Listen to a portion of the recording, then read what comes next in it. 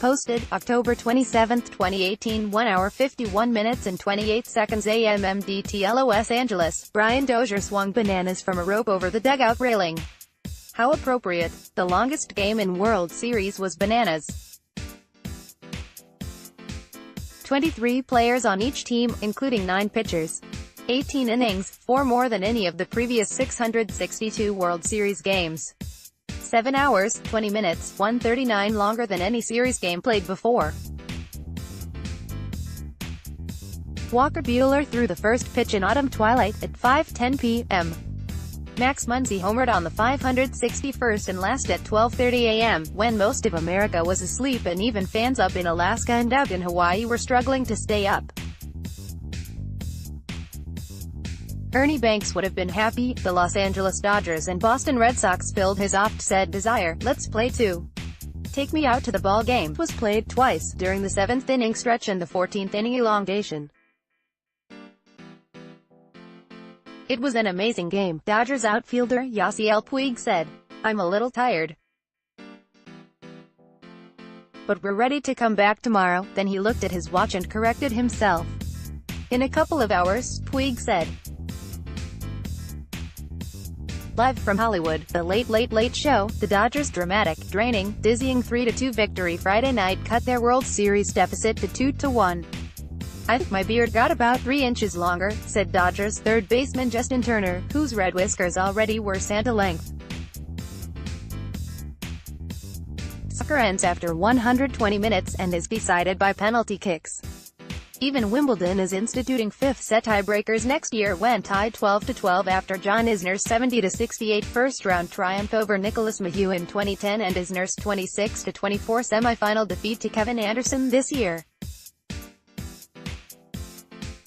No U.S. major team sport doubled the length of a game in its championship.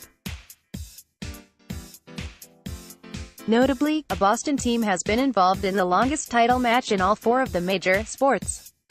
Only once has the Super Bowl gone to overtime, with only an extra 11:02 needed for New England's win over Atlanta in 2017. There have been only 2 NBA Finals games needing the extra 15 minutes of 3 overtimes: Boston's victory over Phoenix in 1976, and the Suns' win over Chicago in 1993. The longest Stanley Cup final matchup was Edmonton's win over Boston in the 1990 opener, a 3-overtime affair requiring an extra 55-13. "You look up and see the 18th inning, and you're like, holy cow, where did the game go?" Muncy said. "Those last 9 innings or so just kind of blended together." The Dodgers munched on peanut butter and banana sandwiches provided by a team employee, and hung the bananas to produce fruitful luck, harkening back to the rally banana credited by Enrique Hernandez for helping end a 35-inning scoreless streak 3 years ago. "You want to have fun with it," said Rich Hill, the Dodgers' scheduled Game 4 starter before a middle-of-the-night change to TBA to match Boston's probable pitcher.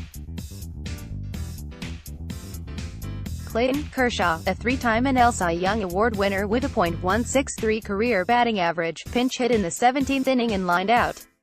"Starting pitchers are used to getting their spikes on, but nothing usually comes to fruition," Kershaw said. Muncy nearly won the game in the 15th inning, pulling a long drive off Nathan Eovaldi that hooked just to the foul side of the right field pole. Eovaldi, Boston's scheduled Game 4 starter, was starting his 7th inning of relief when Muncy hit an opposite field drive to left center for the Dodgers' 4th World Series walk-off hit. He joined Cookie Lavagetto, whose double in 1947's 4th game ended a no-hit bid by the Yankees' Bill Bevins, Jackie Robinson, whose 10th inning single in 1956's 6th game scored Jim Gilliam, and Kirk Gibson, whose 2-out 2-run pinch homer off Oakland's Dennis Eckersley won the 1988 opener. "All I know is we're feeling pretty good about ourselves right now," Los Angeles manager Dave Roberts said. Rookie right-hander Walker Buehler allowed 2 hits over 7 shutout innings and left with a 1-run lead provided by Jock Pederson's 3rd-inning homer off Rick Porcello.